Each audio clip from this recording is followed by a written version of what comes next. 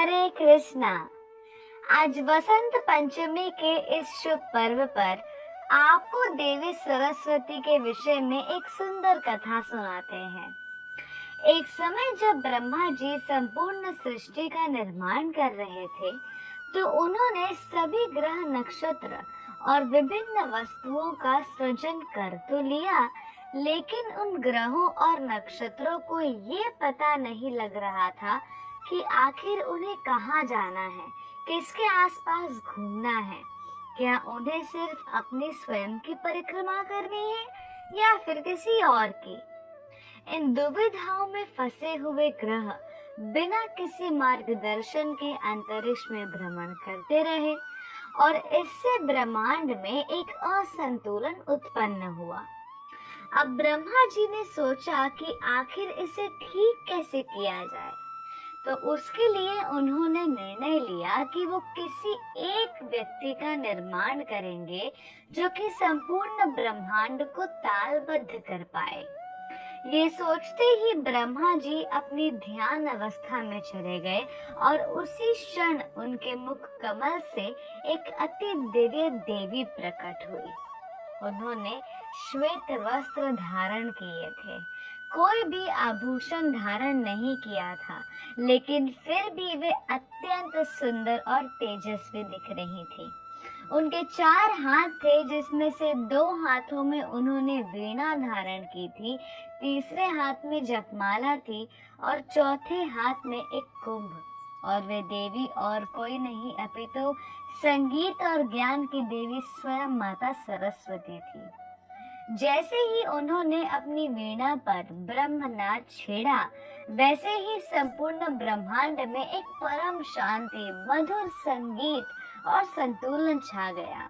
और जिस दिन माता सरस्वती प्रकट हुई, वह आज का दिन यानी वसंत पंचमी का दिन।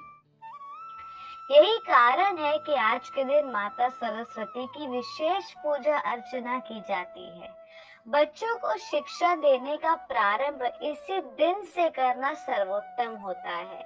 जो लोग कला, संगीत और ज्ञान के उपासक होते हैं, वे आज के दिन अपनी आराध्य देवी माता सरस्वती की विशेष उपासना करते हैं।